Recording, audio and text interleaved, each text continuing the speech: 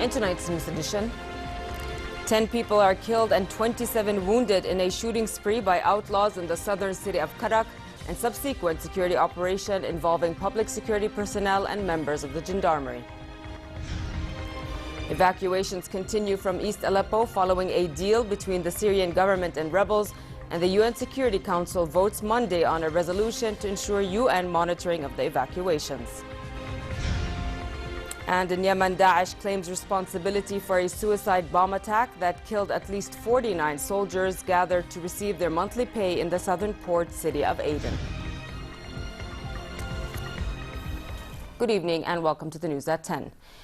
Here at home, 10 people were killed by unknown assailants who went on a shooting spree in the southern city of Karak before they holed themselves up in the medieval castle on the city's hilltop and continued to fire at special security forces who rushed to the scene from surrounding areas.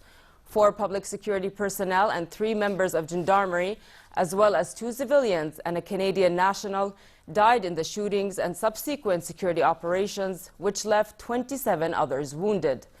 A statement by the public security said members in the gendarmerie continued to comb the Karak castle, adding that they killed a number of the assailants, describing them as outlaws who have committed ugly crimes against security personnel and innocent people. The forces have been surrounding the castle and laying siege to its vicinity, and the operation is still in progress. The violence began in Al-Qatrane town north of Karak when the unknown assailants opened fire from a cafe rooftop on a police patrol. Later on, they targeted other patrols in the Karak governorate. Prime Minister Hani al-Mulki briefed an afternoon parliament session on the security situation in Karak, describing the assailants as outlaws, whom he said were estimated to be 10, but Minister of State for Media Affairs and Communications later said there were about 6 of them.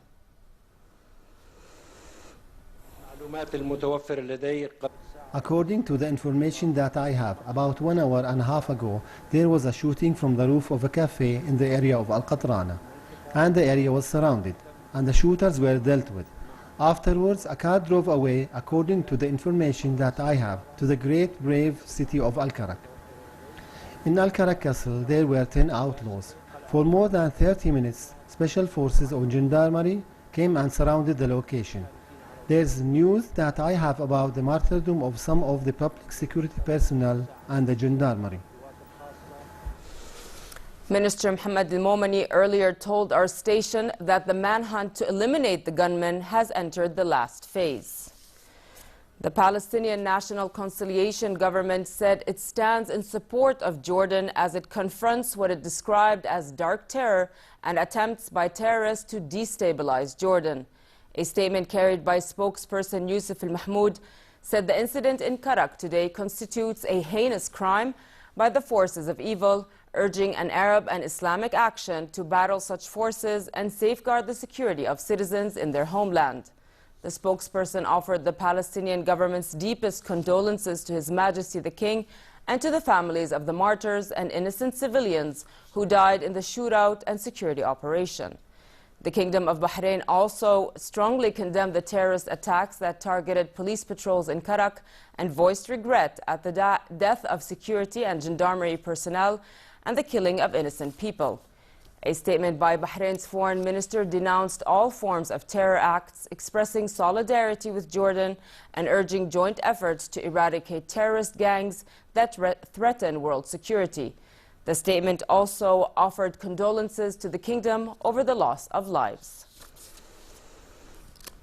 His Majesty King Abdullah said the Christian community of Jordan is part of the social structure and their contribution to building Jordan is to be reckoned with, asserting that the security of Jordan and its stability lie on our national unity and our respect for the rule of law. His Majesty was speaking in a meeting at the Husseiniya Palace with Christian leaders on the occasion of the holy season. In Jordan, His Majesty said the occasion represents the compassion and tolerance that prevails among the followers of Islam and Christianity, coexisting as one family and working together for the well-being and prosperity of the nation. King Abdullah reiterated his unwavering efforts towards the protection of Islamic and Christian holy sites in Jerusalem as a historic and religious duty and in accordance with the Hashemite custodianship. Touching on the Syria crisis, King Abdullah said it is painful to see the ongoing bloodshed and the killing of innocent people, reiterating that a resolution to the crisis should be an international responsibility in 2017. His Majesty also regretted the ongoing situation in Iraq and the recent attack on a Coptic church in Cairo. Patriarch Theophilus III of Jerusalem and all of Jordan and Palestine said Jordan remains a model for coexistence and solidarity among its people. He said this Christmas is a reminder of the many people in the diaspora whose hearts long for their homeland, tired of war, persecution, violence, and exile. Prime Minister Hani al-Mulki attended the signing of an agreement between the Arab Potash Company and the Chinese Sincom Company. The agreement will regulate exports of Jordanian potash to China for 3 years, starting from 2017 until 2019. Mulki said the strategic agreement comes as a follow-up on a previous agreement signed between the two sides in 2013 in the presence of His Majesty the King and Chinese President Xi Jinping. The Prime Minister thanked the Chinese government for its continued support to the national economy.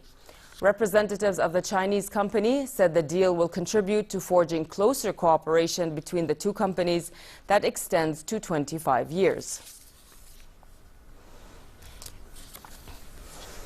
A royal decree has appointed His Royal Highness Prince Faisal bin Hussein as advisor to His Majesty the King and President of the National Council on Policies. The decree is effective as of tomorrow, December 19, 2016. The Council of Ministers during a cabinet session today renewed the service of the Governor of the Central Bank of Jordan, Ziad Fariz, and his Vice President Maher Sheikh for a new term of 5 years.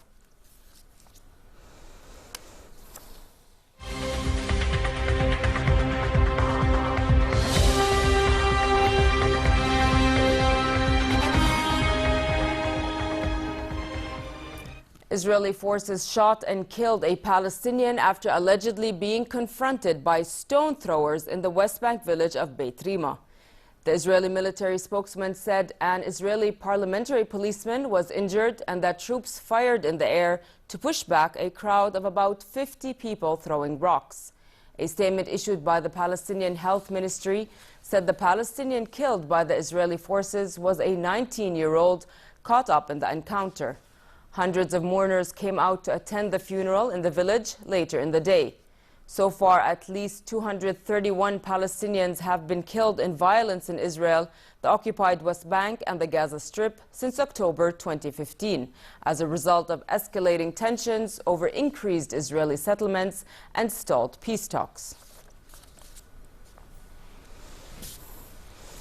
And over to Syria, a number of buses containing fighters from East Aleppo and their families left the last rebel-held sector of the city after a deal between rebels and the Syrian army allowing evacuations, which were suspended on Friday, to resume. The Syrian army agreed the deal in exchange for people being allowed to leave 2 villages besieged by insurgents and the wounded from the towns of Madaya and Zabadani near the Lebanese border. Syrian state television, citing its correspondent in the city, said buses had started to leave East Aleppo, where over 15,000 people gathered in a square to wait for the buses, as other buses and Red Crescent vehicles were arriving to complete the evacuation. State media said 5 buses were attacked and burned on their way to the city. State media said armed terrorists carried out the attacks. According to Syria's Al-Ikhbariyya TV news, about 1,200 civilians would initially be evacuated from East Aleppo and a similar number from the 2 villages.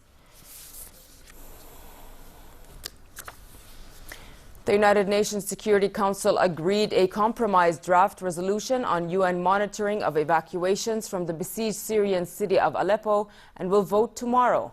The Council was due to vote on a French-drafted resolution aimed at ensuring the UN officials can monitor the evacuations from Aleppo and the protection of civilians who remain. Russia said it would veto the vote and instead proposed an alternative text.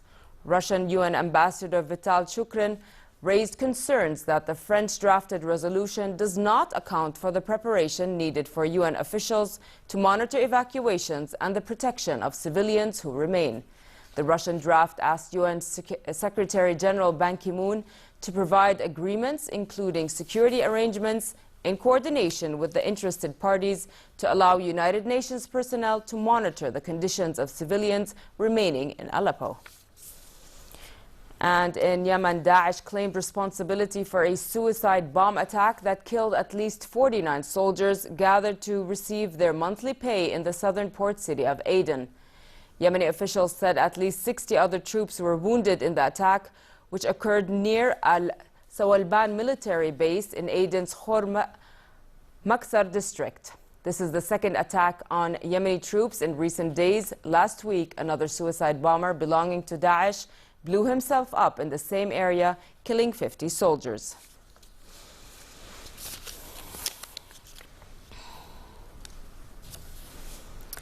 And Lebanon has announced the formation of a new cabinet with Saad al-Hariri as prime minister.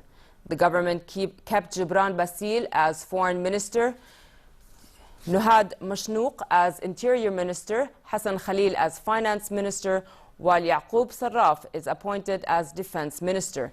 The formation of the government was made in a live televised announcement.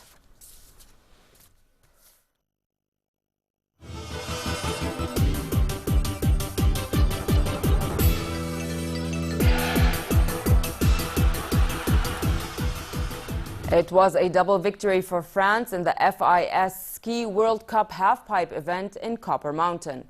Kevin Rowland won the men's event at the U.S. Grand Prix, while Marie Martinot was the winner in the women's competition. Roland won the event with 94.2 points, while his compatriot Benoit Valentin got 92.4 points to finish second. Home favorite Aaron Blanc scored 87 points to claim third place.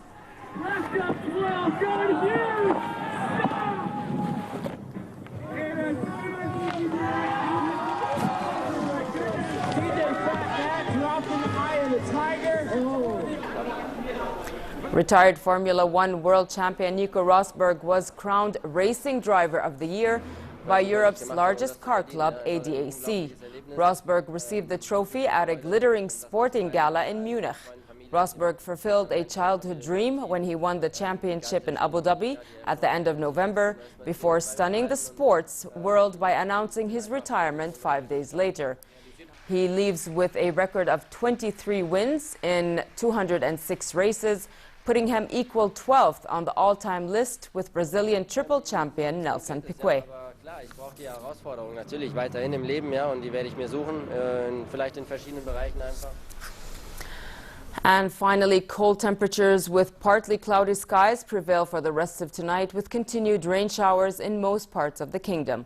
Tomorrow, a further drop in temperature is in the forecast as unstable weather conditions continue to affect the kingdom and are expected to bring snowfall on hilly areas 1,000 meters above sea level, accompanying northwesterly moderate winds. In the Gulf of Aqaba, it continues to be moderate with a high of 19 degrees Celsius, while winds will be northerly moderate and the seas slightly high. Next are the lows and highs for tonight and tomorrow.